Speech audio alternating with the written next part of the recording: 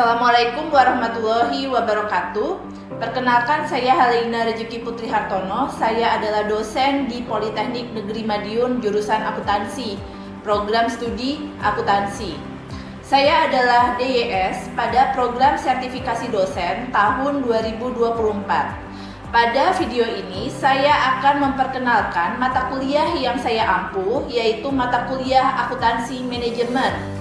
Mata kuliah akuntansi manajemen memiliki mata kuliah prasyarat, yaitu akuntansi biaya yang ditempuh pada semester sebelumnya. Mata kuliah ini penting karena berguna bagi mahasiswa dalam mengasah kemampuan dalam mengidentifikasi dan menyajikan data biaya sebagai dasar untuk perencanaan, pengendalian, dan pengambilan keputusan manajerial. Mata kuliah ini membahas konsep-konsep dasar akuntansi manajemen meliputi akumulasi biaya dan pembebanan produk, perencanaan dan pengendalian manajemen, serta pengambilan keputusan manajerial. Selain membahas hal-hal yang sifatnya konseptual, mata kuliah ini juga mendiskusikan aplikasi konsep-konsep tersebut dalam dunia praktik. Kemampuan yang diharapkan dari mempelajari mata kuliah ini adalah yang pertama, mampu menghitung rasio keuangan yang terdiri atas rasio profitabilitas, rasio likuiditas, rasio solvabilitas, dan rasio aktivitas.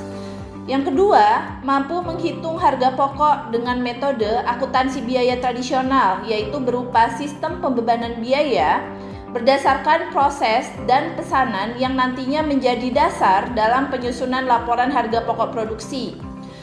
Lalu selanjutnya yaitu mampu di bawah supervisi untuk menghitung titik impas dalam rangka perencanaan. Dan selanjutnya adalah mampu di bawah supervisi untuk menghitung varians dalam rangka mendukung pengendalian. Lalu yang selanjutnya adalah mampu di bawah supervisi untuk mengidentifikasi dan menyajikan data biaya sebagai dasar untuk perencanaan, pengendalian, dan pengambilan keputusan manajerial. Metode pembelajaran yang digunakan yaitu yang pertama adalah metode ceramah. Pada metode ini saya memberikan materi agar mahasiswa dapat memahami definisi serta konsep dasar dari materi yang disampaikan. Yang kedua adalah metode demonstrasi. Pada metode ini saya memberikan simulasi kepada mahasiswa melalui textbook yang sudah diberikan. Yang ketiga adalah metode diskusi kelompok. Pada metode ini saya memberikan studi kasus yang berada di dalam textbook. Lalu kasus dibahas secara bersama-sama di dalam kelas bersama dengan mahasiswa lainnya. Lalu untuk sistem evaluasi mata kuliah terdiri atas teknik atau indikator yang sesuai dengan RPS. Sistem evaluasi mata kuliah ini terdiri atas tugas mandiri dan kelompok, kehadiran, ujian tengah semester, dan ujian akhir semester. Kategori penilaian terdiri atas 4 penilaian, yaitu yang pertama tugas mandiri dan kelompok sebesar 20%. Kemudian yang kedua kehadiran yaitu sebesar 10%, yang ketiga ujian tengah semester sebesar 30%, dan ujian akhir semester yang terakhir yaitu sebesar 40%. Berikut adalah video pembelajaran yang saya buat pada pertemuan kedua bersama dengan mahasiswa-mahasiswa di kelas. Bismillahirrahmanirrahim. Assalamualaikum warahmatullahi wabarakatuh. Waalaikumsalam warahmatullahi wabarakatuh. Ya, kembali lagi bersama saya Haleina pada pertemuan kedua pada hari ini. Nah, untuk hari ini kita akan membahas mengenai perilaku biaya atau bahasa kerennya itu adalah cost behavior. Nah, tentunya kita harus flashback ya ke belakang terkait dengan materi sebelumnya di materi pertama. Nah, di sini tentunya kemarin saya sudah membahas terkait dengan direct dan indirect cost gitu ya, atau karakteristik dari yang namanya itu biaya. Nah, tentunya dari cost itu tentunya ada dua sebenarnya ya, ada karakteristik dua. Jadi yang pertama itu direct cost. Nah, direct cost itu berarti si biaya itu bisa bisa ditelusuri secara gampang. Nah, contohnya itu apa? Contohnya itu adalah bahan baku serta tenaga kerja langsung gitu ya. Itu adalah DC atau direct cost. Nah, kemudian yang kedua yaitu adalah indirect cost. Indirect cost itu dia tidak secara gampang bisa ditelusuri. Nah, contohnya seperti apa? Kalau kita lihat di komponen biaya produksi, itu ada yang namanya biaya overhead pabrik. Nah, kalau biaya overhead pabrik itu tentunya tidak bisa secara gampang ditelusuri karena tentunya gampangnya gini, seperti listrik. Nah, listrik itu kan tidak mudah ditelusuri sampai ke ke produk. Tetapi kalau misalkan material atau bahan baku itu kan gampang ya. Misalkan kalian ngebuat kue gitu ya, itu kan bisa ditelusuri berapa jumlah terigu yang dipakai, berapa telur yang dipakai. Tetapi kalau listrik itu susah gitu ya.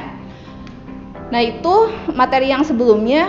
Nah, selanjutnya ada karakteristik yang lebih lanjut. Jadi ada 3 kalau di dalam akuntansi manajemen, dan tentunya ada induknya itu adalah akuntansi biaya. Ada 3 karakteristik dari biaya. Jadi yang pertama itu adalah biaya tetap, dan yang kedua itu adalah biaya variabel, dan yang ketiga adalah mixed cost. Nah, kira-kira apa terjemahan dari fixed cost? Coba ada yang tahu? Ya, biaya tetap. Sedangkan variable cost itu apa? Biaya variabel, dan mixed cost itu adalah campuran. Ya, gitu ya. Oke, masih masih fresh ya berarti ya pagi ini ya. Oke. Nah, tentunya kita kan pasti harus tahu dulu ya, apa itu biaya tetap. Nah, biaya tetap itu adalah biaya yang jumlahnya itu akan tetap walaupun outputnya berubah-ubah. Nah, contohnya kira-kira apa? Ada yang tahu? Kalian tahu biaya depresiasi? Tahu. Nah, kemudian biaya gaji bagian produksi? Gaji pokoknya. Nah, itu walaupun jumlah jumlah produksinya mau berubah-ubah atau tetap pada periode tersebut atau periode selanjutnya, itu tetap disebut dengan namanya fixed cost gitu ya. Oke. Nah, contohnya itu adalah seperti ini. Ada cutting machine tuh alias mesin pemotong ya. Itu diperoleh dengan harga 60.000 secara kredit ya. Lalu kapasitas produksinya itu sampai dengan 240.000 unit dalam setahun. Nah, di sini kalau kita lihat di dalam grafik ya, tentunya kan tadi kita tahu ya berapa jumlahnya, 60.000 ya. Mau jumlahnya itu produksinya mau 0, mau 60 sampai 240, dia akan tetap. Makanya kalau digrafikkan atau bentuknya itu dibuat grafik, tentunya pasti akan datar seperti ini ya, gitu.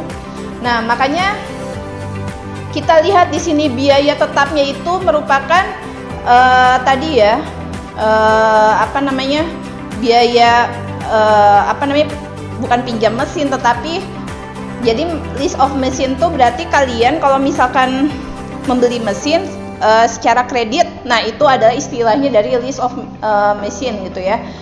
Nilainya akan tetap 60.000 walaupun unit yang diproduksi itu akan berubah-ubah begitu ya. Sama aja kalau kalian misalkan beli motor gitu ya, mau dipakai ke Surabaya, mau dipakai ke Jogja, mau dipakai di sekitar Madiun, nilai pembelian motornya nggak akan berubah kan? Dia akan tetap gitu ya. Oke, sampai sini ada yang mau ditanyakan? Izin bertanya, Bu. Oke. Tadi kan yang di bagian dari cost Ya, tadi yang di awal ya. Iya. Apakah ada contoh lain selain dari PPT, Bu? Soalnya saya kurang paham sama yang di PPT. Yang mana Mbak? Yang ini? Yang direct cost. Oke, yang direct cost. Contohnya tadi saya memberi contoh terkait dengan biaya material dan labor ya. Oke. Nah, kalau direct cost yang lain sebenarnya kalau di proses produksi itu memang contohnya itu adalah bahan baku dan tenaga kerja gitu ya. Tetapi kalau misalkan kita perluas lagi secara langsung gitu ya, mungkin kalau di material ini kira-kira ada tambahan lain nggak selain contoh ini?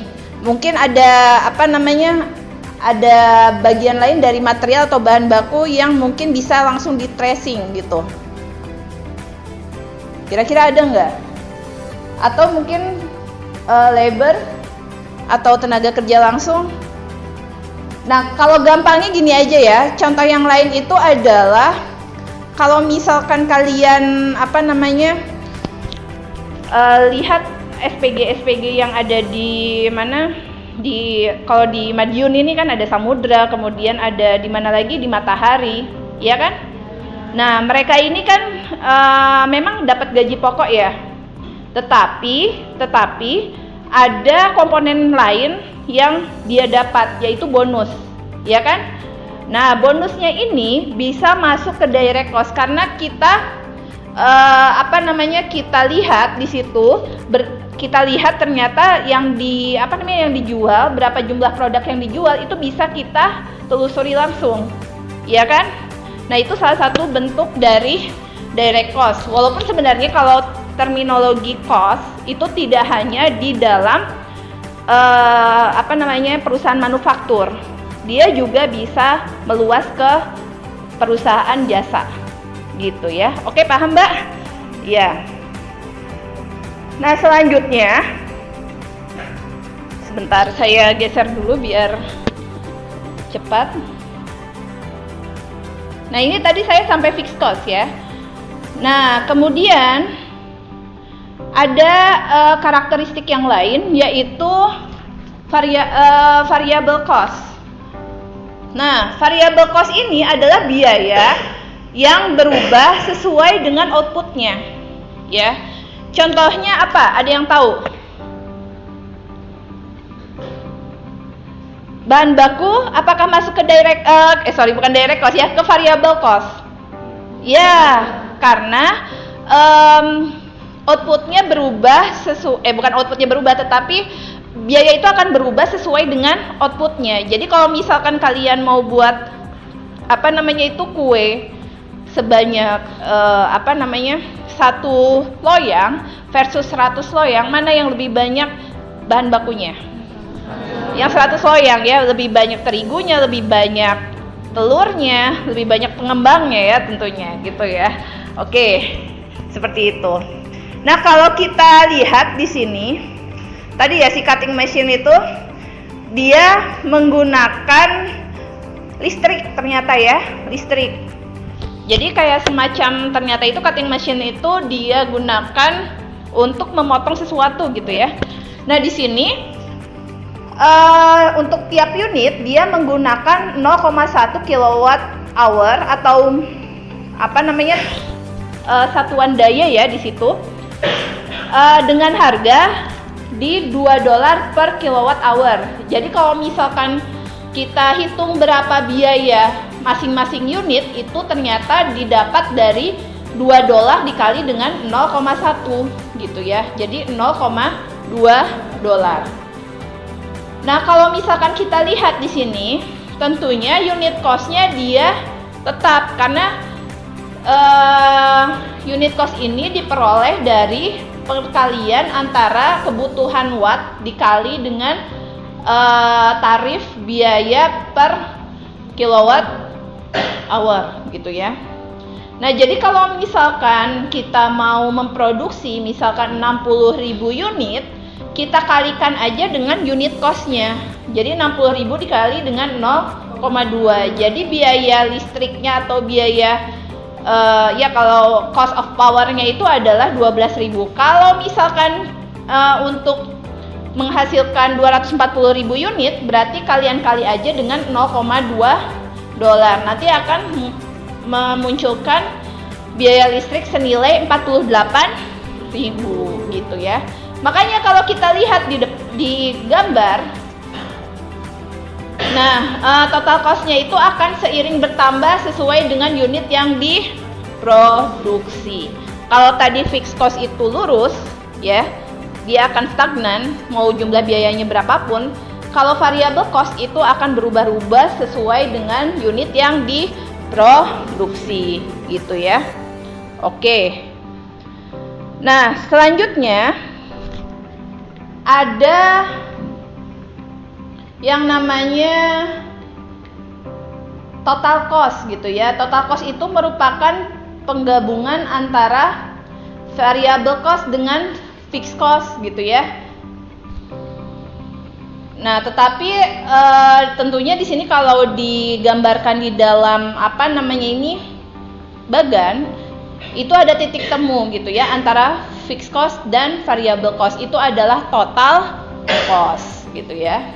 Nah, semuanya digabungkan pada dalam satu tabel untuk perhitungannya. Oke, ada yang mau ditanyakan? Masih belum ya?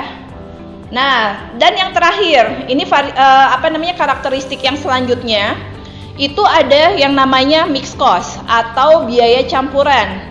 Nah, biaya campuran itu dia berisi biaya-biaya tetap dan biaya variabel. Kalau tadi biaya tetap itu kalau misalkan outputnya berubah-ubah, nilai biayanya akan tetap. Kalau variabel itu biayanya akan berubah sesuai dengan outputnya. Nah, ini terdiri atas dua gitu ya. Kalau gampangnya itu contohnya seperti apa? Ada kalau misalkan tadi ya saya sudah menyinggung. Jadi kalau misalkan bagian penjualan mendapatkan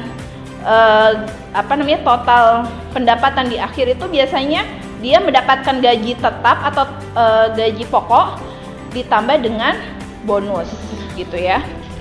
Oke. Nah, ini ya seperti yang sudah saya jelaskan. Makanya kalau misalkan kalau di dalam tabel itu bagan itu nanti bentuknya itu ada yang fix atau tetap serta ada yang variabel gitu ya. Oke, ada yang mau ditanyakan? Ya, silakan Mas. Mengenai fixed cost itu tadi kan gabungan antara fixed cost sama variabel.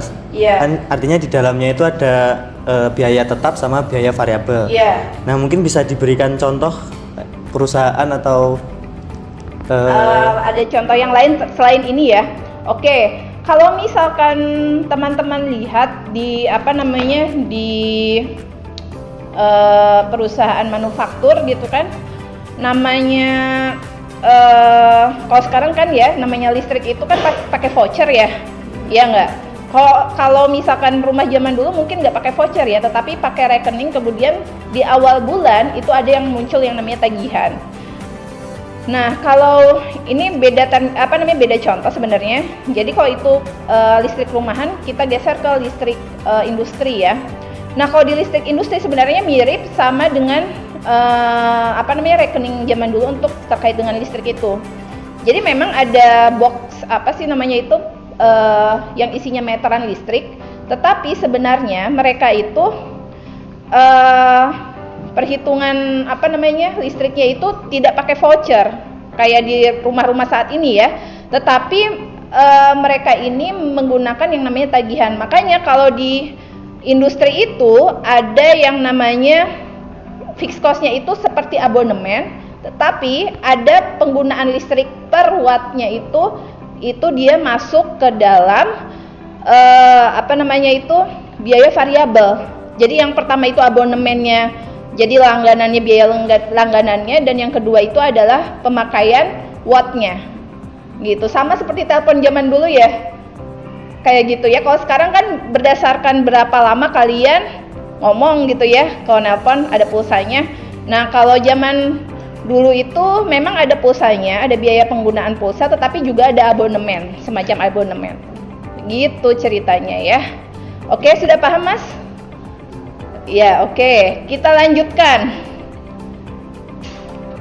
Nah, itu materi dari saya untuk hari ini.